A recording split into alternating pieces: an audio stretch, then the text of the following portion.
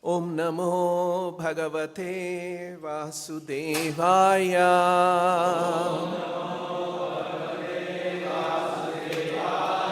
Reading from Srimad Bhagavatam, Canto 5, Chapter 7, text number 12. Tavetham avirata purusha paricharyaya Bhagavati pravardhamana nuraga bharadruta hridaya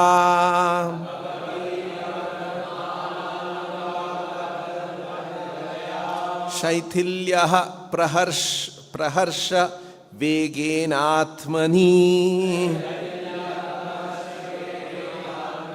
Udvidyamana Roma Pulaka Kulaka Autkantya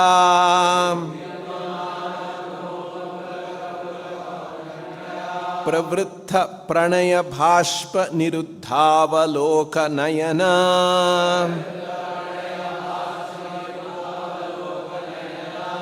Evam Nija Ramanaruna Charanara Vindanudhyana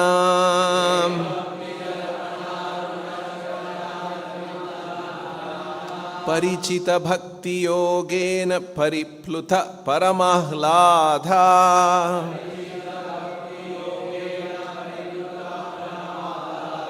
Gambhira Hridaya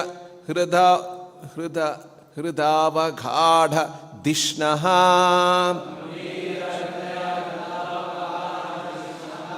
Gambhira Hridaya Hridavaghadha Dishanaha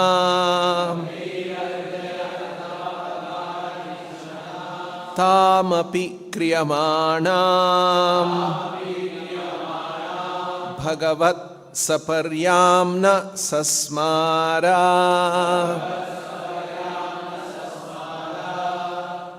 Translation and purport by His Divine Grace, A.C. Bhaktivedanta Swami, Srila Prabhupada.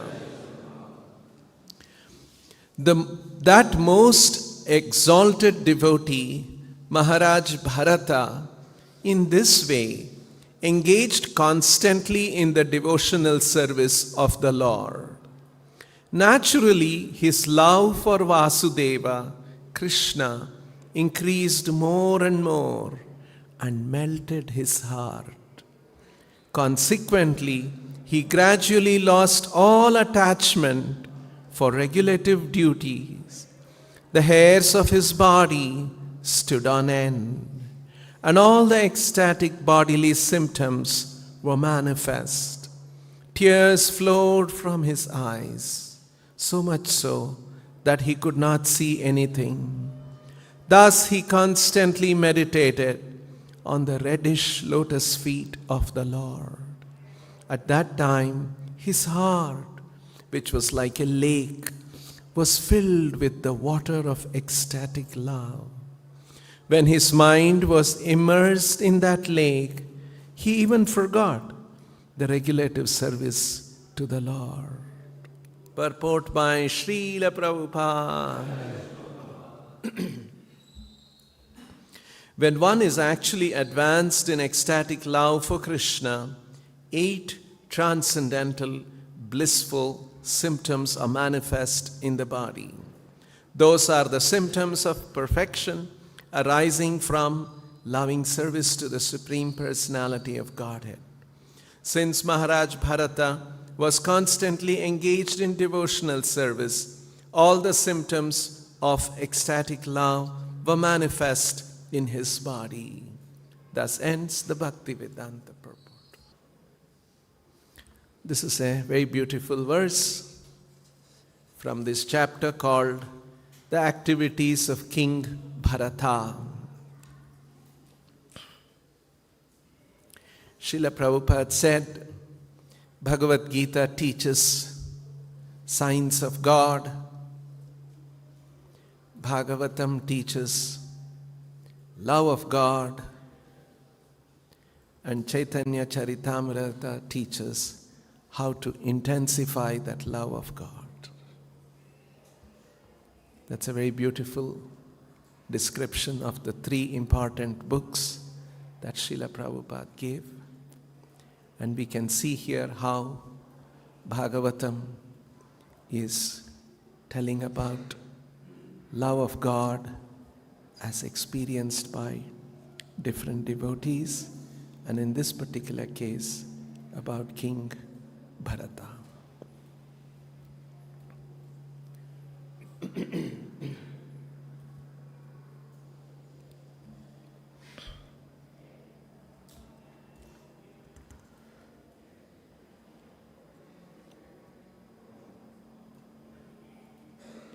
And if we notice, I think they should reduce the volume, or I can go back.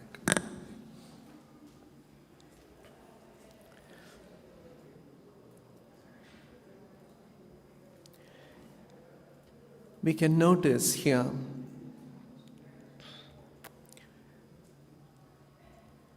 some of the things that Bharat Maharaj did is exactly what Srila Prabhupada has given us as daily sadhana activities of Bhakti Yoga.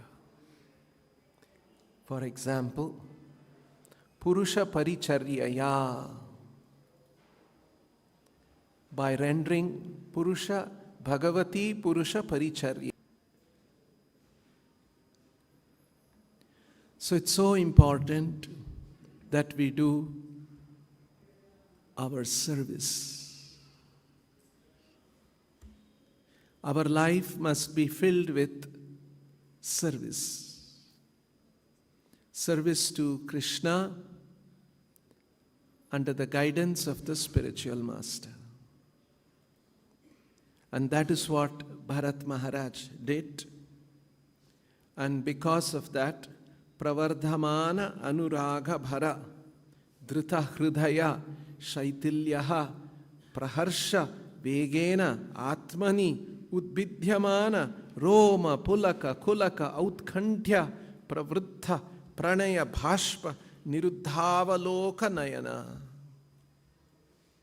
Hairs were standing on end, tears were flowing from his eyes, so much so that it blocked his own vision. And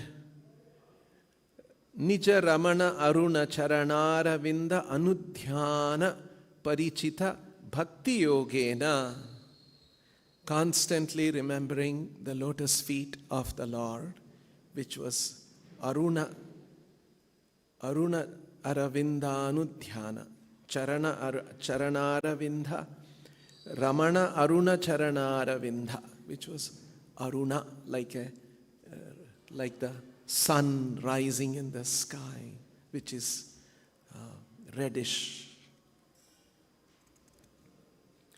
And then Parama Ahlada Gambira Hridaya Hradha Avaghadha Dishanaha, and his heart, which was like a lake, was deep, Gambhira, Parama Ahlada, with ecstasy, and so on. And then Prabhupada says in the purport, when one advances in devotional service, these 8 transcendental blissful symptoms are manifest in the body. This is the Goswamis, especially Rupa Goswami, analyzing all the Shastras. He points out that when devotion is maturing and love of Godhead is manifesting in the heart of a devotee, these 8 symptoms, this is called Ashta Sattvika Bhava. These different 8 symptoms are manifest in the body. Hair standing on end, tears flowing from his eyes, and throat is, his voice is choked, and so on. So we are seeing this happening in Bharata. He renounced his world, renounced his kingdom. He was intensely practicing on the banks of Dandaki river in a holy place. And because of that, his bhakti was developing and these symptoms were manifest. Another thing that Srila Prabhupada points out is that these are not some remote stories told in some ancient past, but Prabhupada assures that anyone practices this path of bhakti yoga, one can develop this love of God, and these kind of symptoms can come about. So in other words, these are not presented by Srila Prabhupada as some kind of a distant history, but it is very relevant for us, because if we practice this, even we can develop such love of God. That was the message of the Srimad Bhagavatam, teaching love of God. Of course, love of God itself is a very deep subject matter, has many, many aspects, just like Rupa Goswami describes in Bhakti Rasamrita Sindhu. This bhakti is like a ocean. Ocean is very vast, it's very deep, it has so much of water, it has so much waves, and so he describes that this is like a Sindhu. And another occasion, wanted to point out this interesting part in the Gita, how Prabhupada points out these things. In the purport of one particular Gita, I'll tell which Gita verse also. This is how Prabhupada explains. Anyone who wants to approach the supreme of all the personalities of Godhead on the Krishna Loka planet in the spiritual sky and be intimately connected with the Supreme Personality Krishna must take this formula as is stated by the Supreme Lord Himself. You see what Prabhupada is saying? One is, anyone who wants to approach the Supreme of all the personality. Prabhupada is pointing out this is open to everyone. Even to all of us, fallen people, conditioned souls in Kali Yuga, even to us, this opportunity exists. Anyone who wants to approach the supreme of all the personalities of Godhead on the Krishna Loka planet, in the spiritual sky, and be intimately connected with the Supreme Personality. See, each one of us have that potential to be intimately connected with the Supreme Lord, because we all have that relationship with the Lord. Constitutionally, by our makeup, we are an amsha of Krishna. And hence, we can be intimately connected. Intimate connection is very special. To be closely, intimately connected. One may think, oh, Krishna in the spiritual world has so many devotees. Like we chant every day, Ananta Koti Vaishnava Vrinda Ki Jai. Right? How many devotees are there in the spiritual world? Ananta Koti. Koti itself is so big. Unlimited crores. That is why, how very nicely Prabhupada points out this. Sometimes, Prabhupada says, sometimes people wonder how Krishna had 16,108 queens in Dwaraka. Actually, it is not difficult at all Because the Lord is unlimited. That is the meaning of unlimited. Unlimited means He has unlimited potencies. Why 16,000? Actually, that's a very small number. Krishna can have 16 million wives. Krishna can have 16 billion wives. Not only can have, Krishna has. That is the spiritual world. And although He has so many devotees, He can be intimately connected, or He is intimately connected with each one of them. You see, in the material world, if there is a man, he cannot have intimate connection. Like, say, for instance, our popular Prime Minister of our country. He cannot be intimately connected. He cannot be even connected with every citizen in the country.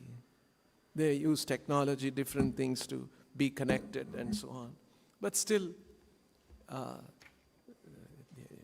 it is humanly not possible. You see? Like, for example, suppose I'm speaking on a phone. Suppose another phone rings. What do? I say, please hold on. I'm getting another call, and then I take the other call. Because my ability is to give attention to one person at a time. I can't be talking to two persons and keep answering, hearing them, and keep giving a reply. And a third call comes, I take that call. I cannot do that. Only one person I can call and speak at a time. I can pay attention. So this is because we are an amsha, we have limitations. Krishna is Purna. He can get 1 million phone calls.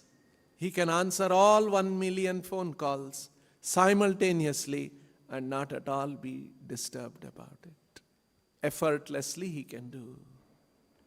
That is the meaning of Ananta, the Lord who is unlimited.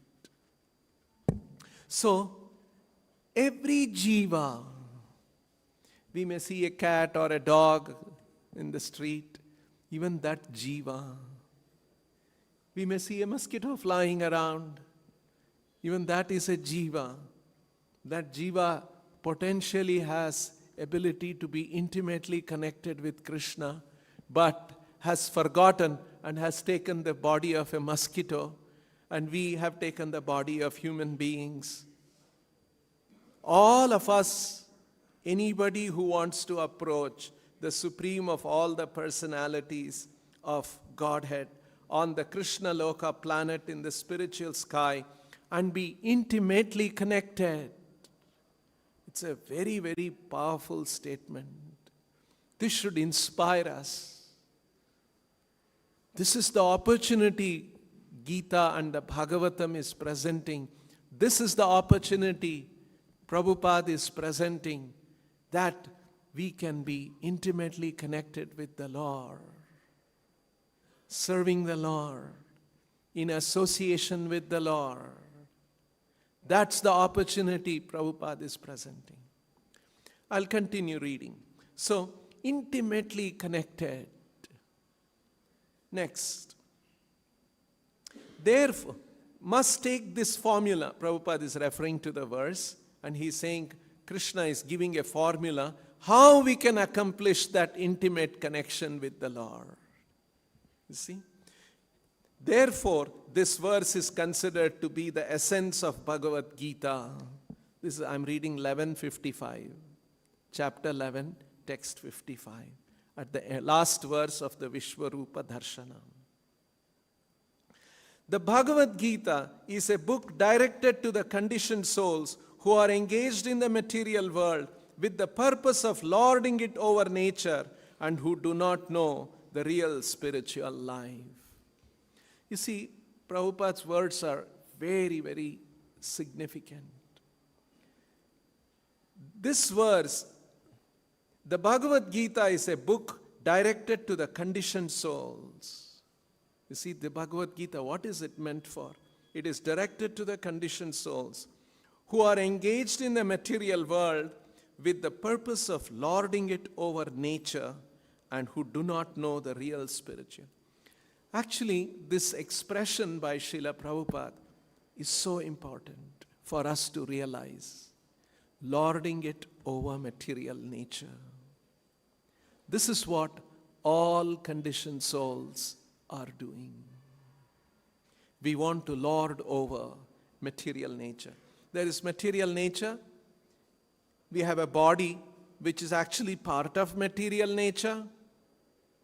And we use this body and we have access to the material nature through our senses, knowledge acquiring senses by which we get to know the world. And we have active senses, karma indriyas, through which we can act in this world. And through these 10 senses, jnana indriya, karma indriya, and with the mind, and with intelligence, what are we doing in this world? We are constantly trying to lord it over. We want to possess it. We want to claim it. We want to extract enjoyment from it. Every moment, we will not leave one opportunity go by without our attempting to lord over. Sometimes I see this. Some families, they bring their small child. And the child, when it is a child, will become with the father, mother, and then after some time, some years pass by. And then I meet them. I ask them, how is your child? And they say, now he is grown up. He is in 11th standard, 12th standard. And he is now fully focused on studies. He wants to pass this entrance exam, that entrance. See how the child is young, and then slowly as it grows, gets exposure of the world. And now he understands, if I have to lord over this material world, I must have good education. Isn't it? That's what happened to every one of us, not only that child. We learn now I have to study well, I have to get all this. Then I will get good job, I will get good money, I can have good life. You see how we try to use all this to lord over. And we keep trying and trying.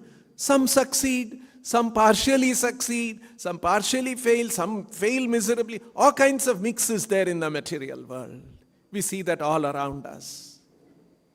Right? And then this idea, this trying to lord over and extract some pleasure out of this world and to dominate over this world in different circumstances, in different ways, through business, through politics, through scholarship, all these different ways, living entity tries to lord over. And then after some time, his body, according to the laws of nature, becomes weak, and then he ends his life. His life ends. So what happened to him? What is this going on around us? We are all attempting in different ways to lord over. See, this analysis and Prabhupada revealing to us that this is what is happening. Just recently, few days back, one family came again. They brought their 2 sons and they said, this son is studying in foreign country. Now my second son, he's also going to a foreign country. Then I was thinking, I had just read this verse. See how different ways the living entity is trying to lord over.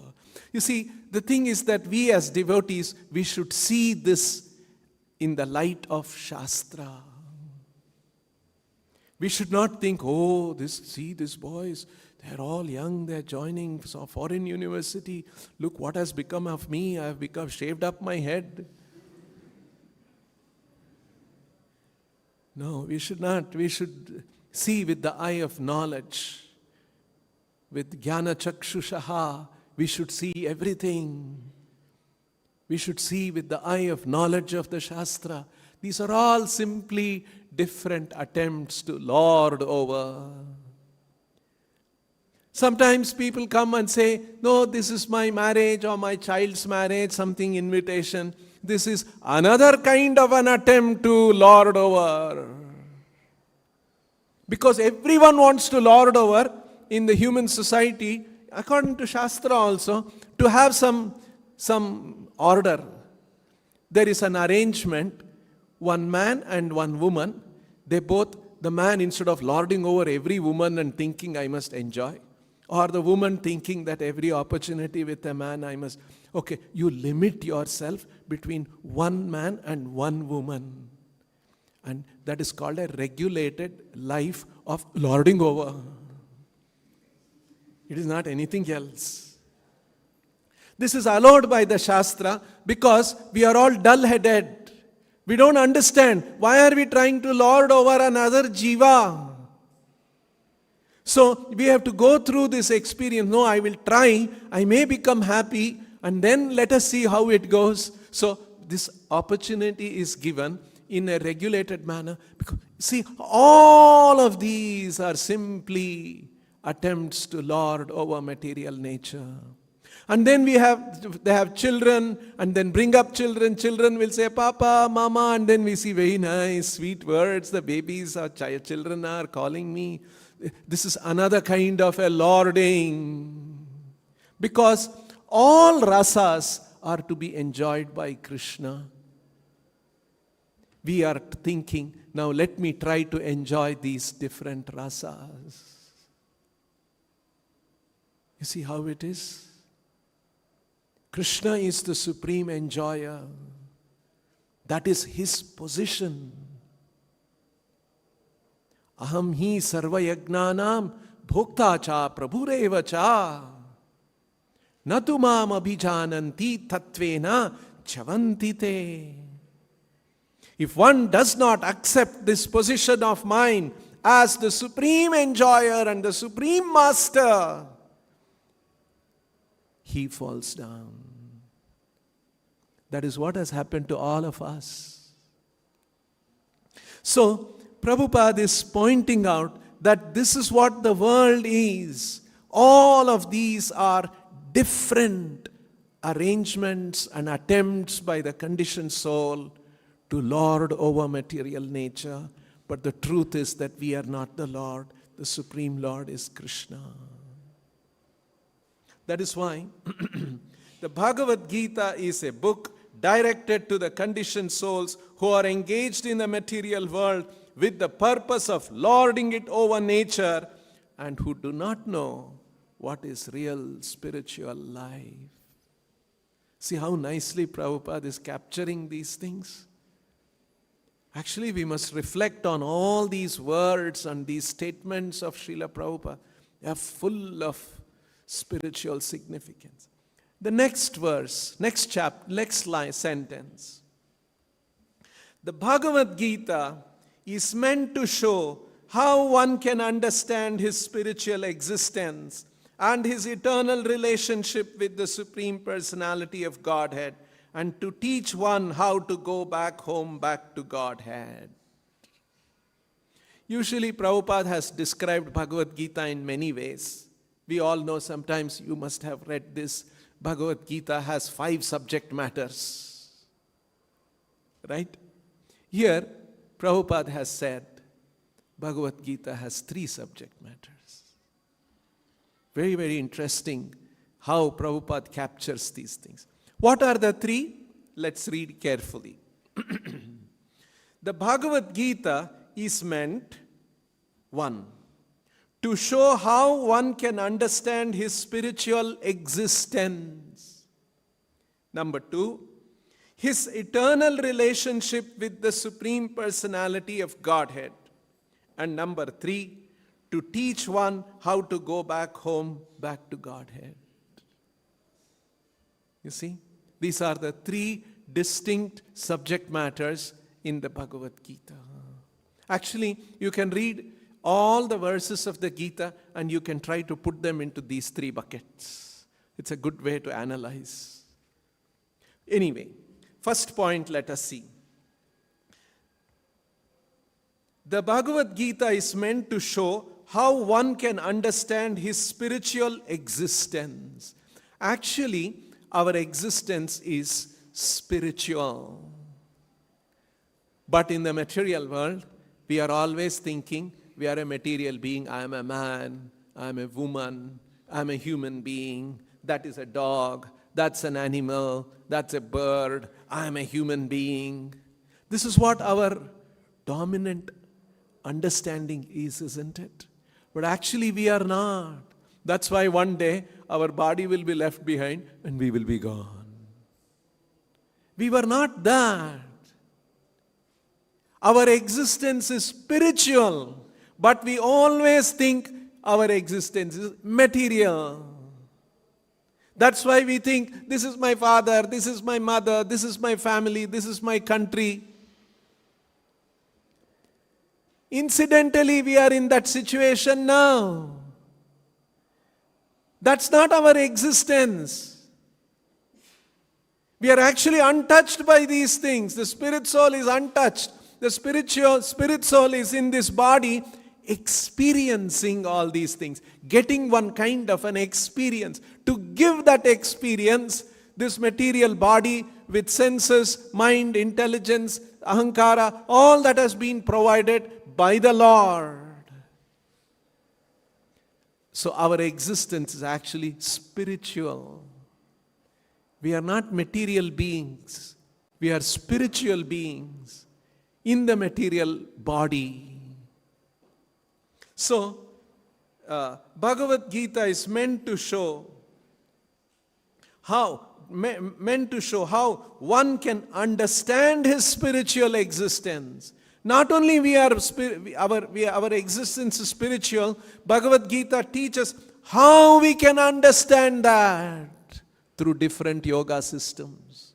All the yoga systems are helping us to convince us, to give us a right understanding of our spiritual existence, not material existence. And number 2, to teach one and his eternal relation with the Supreme Personality. Next is, we are spiritual in existence, and that spiritual entity has a relationship with the Supreme.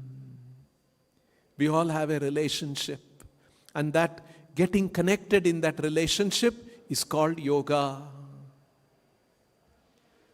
So that is the second aspect. And the third aspect is, after knowing what is the relationship with the Supreme, to teach one how to go back home, back to Godhead. How we can go back to the spiritual kingdom and relate with the Supreme Lord and experience eternal life. So you see these three things: spiritual existence, relation with the Supreme, and how to go back to home, Godhead, and to the spiritual world. And that is our home. These are the three subject matters of the Bhagavad Gita. Most people who read Gita outside of Prabhupada's shelter don't know these things.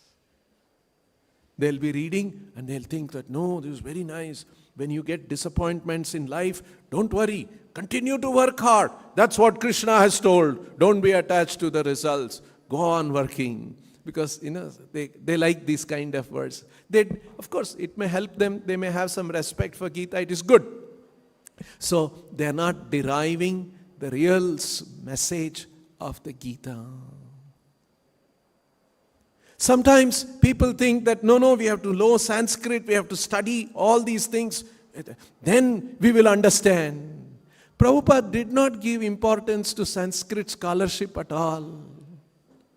I'll give you one example. There was a ship. It was sailing in the ocean. And suddenly, the captain got a message. Within the next 24 hours, there are pirates going to attack your ship. They're bringing all kinds of weapons. And they're going to attack and kill all the people and rob everything that you have got in your ship. We have intercepted their messages and we have come to know we are warning you. Now immediately what will the captain do? Captain will alert everybody in the ship. Oh, somebody is going to happen. In a ship such things can happen in high sea. So pirates come and attack and try to rob the things, and these kind of things can happen. So immediately the ship captain will alert everybody, and everyone is now on an alert mode. Wow, we're getting ready. What should be done, and such things. And then someone comes to the captain, and then he asks, "How did you get this message?"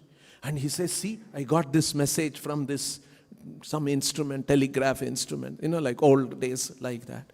And then, so that man says, "How can I see the instrument?" And then he says, "So how you got this?" Then, "How did you get this?" "See, this is the way. I got it through Morse code." Morse code, that did that, those kind of things. So I got this way, and "Oh, really? I want to understand this message. I want to learn Morse code now." Then the captain says, No, to learn Morse code, it will take about a month time. That's all right. Now let's get ready. We have to, ship is going to be attacked. They may come and drown us. The ship may drown. We don't know what will happen. He says, No, I'm more interested in the Morse code. I want to study the Morse code, understand. Then I will understand your message you have received, and then let us see what. This guy is gone crazy, isn't it? You got the message, it's going to be attacked. You have to save yourself. In the same way, Krishna has given a certain message in the Gita, in the Bhagavatam, in the Vedic literatures, and Prabhupada has explained that in simple English so that we can save ourselves. Now you tell me what is important. So take this message and apply in our lives. Practice it seriously. This is so important. That is why Prabhupada said, you don't have to study. There were early days, there were devotees who came in New York. They came and said, "Swamiji, can you teach Sanskrit?" So Prabhupada was trying to keep them all engaged somehow. And we have learnt about Sanskrit. We heard it's an ancient language. Can you teach us? And Prabhupada said, yes, I will teach. Again and again they would ask. Then one day, Prabhupada said, all right, I will teach. And then he got one board, and then on that board he wrote, Ishvaraha Paramaha Krishnaha Satchidananda Vigraha. And then he told them, see, now you chant. I will teach you Sanskrit. Prabhupada was trying to tell them that he is teaching Sanskrit, but actually he was teaching the most essential message of all the Vedic literatures. Krishna is the Supreme Personality of Godhead. There is no other cause. There is no other origin for him. Everything is coming from him. We are all coming from him. You see how Prabhupada kept his focus on the ultimate message of the Gita. Spiritual existence, relationship with the Supreme, and how to go back to Godhead. This is extraordinary contribution of Srila Prabhupada. Taking the essential message and giving it to us and telling us, just focus on this and become qualified and go back to Godhead. See, like this, Srila Prabhupada has presented, and here Prabhupada says this is the signs. How nicely you see how signs of God is being described. Who is God? Who are we? What is our relationship? What is this material world? What is God's position? What is our position? And then how that when we try to develop that relation with God, it is an intimate relation and it is full of love. And when that real love is there, what are the symptoms as Bharat Maharaj is describing? So like this, Srila Prabhupada's presentation of the Gita, the Bhagavatam, Chaitanya Charitamrita, very carefully Prabhupada has given. See, Prabhupada doing this in in English language, presenting this for the whole world to appreciate and benefit from this. This is an extraordinary stage in the revelation of God, in the history of religions anywhere in the world. This is not a small thing. Prabhupada coming in the parampara, and all the acharyas bringing this knowledge, and then presenting it in its simplest form, in an easily understandable form, and giving a certain process how it has to be followed, and giving an institution so that we all can live together and follow this. So these are all very, very important contributions of Srila Prabhupada. He gave that message, that ancient message. You see how, otherwise, these Sanskrit verses, how difficult, even after Prabhupada has given it, broken it, so difficult for us to read. Being Indians, leave alone being somebody else, some other part of the world. And now, we don't have to worry about, we have to chant all this. Prabhupada wanted us to chant because Prabhupada said, in chanting of these Sanskrit shlokas, there is spiritual potency. And hence, on the direction of Srila Prabhupada, we try to chant to get some spiritual blessings so that it can crack the ignorance that is in our heart. That is why sometimes we read all this. After that, even in the spiritual organization, we'll be having material desires to lord over in some other way. So like this, we have to remind ourselves, what is the purpose of all these things? What is spiritual life? What is in essence, what is it? And as Prabhupada has said, in essence, we are spiritual beings. We have a spiritual existence. Right now, we are only absorbed in material existence. How to feed this body, how to decorate this body, how to bring honor to this body, how to bring comforts to this body. And we are so focused on all these things. In a very calculated way, we do different things connected with the body for the bodily existence. But actually, this bodily existence is a temporary existence. Just like there is an actor, he was acting in a drama. The director told him, in this play, you're going to be a king. And the director gave him all these, you wear all these robes, all these kirita, this crown, all these things. Sit on this throne. And he's playing the role of a king, sitting, and he's becoming very attached to all those things. No, when the drama is over, you have to give up all those things. My existence is not as a king. It's a drama. A few hours, this drama will end. I have to take off my robes as a king, and I have to go on my two-wheeler home. No, I was a king. Where is my horse? Where is my elephant? Where is my... Nothing is there. It was all drama. So his real existence is not as a king. He's playing the role of a king. In the same way, we are playing the role of a man, of a woman, of a human being. This is a role. This is not what we are. Our real existence is spiritual existence. That is a first lesson, because then we can appreciate our relation with the Supreme, who is Supreme Lord Krishna, who is all spiritual. If we are thinking that we are the body, I'm in the bodily consciousness of concept of life, we cannot relate. It is not a bodily relationship.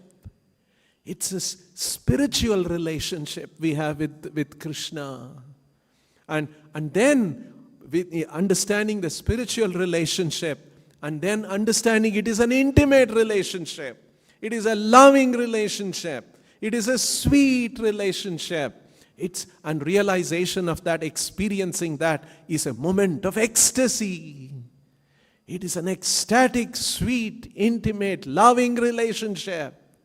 And if we develop that, we can go back to the spiritual world and associate with Krishna. These are the 3 subject matters of the Bhagavad Gita. How wonderful Prabhupada's presentations are, you see. That's why Prabhupada wanted us to study his books. Prabhupada said, I was recently talking to one lawyer, a big man, and then he was telling something about, then I told him, our Acharya told we should read all the Shastra like lawyers read their law book. They quote this way, they quote this one, and he said, oh, yes, we do this one. Very good example your Acharya has taught. You see? So we should study the Prabhupada's books so that we understand these things correctly. So this is an extraordinary moment in the history of humanity, that this confidential knowledge about these things is being presented to us. A process is being given, how we can advance, we can develop and benefit from this. We'll stop here. Grantaraj Srimad Bhagavatam ki, Srila Prabhupada ki.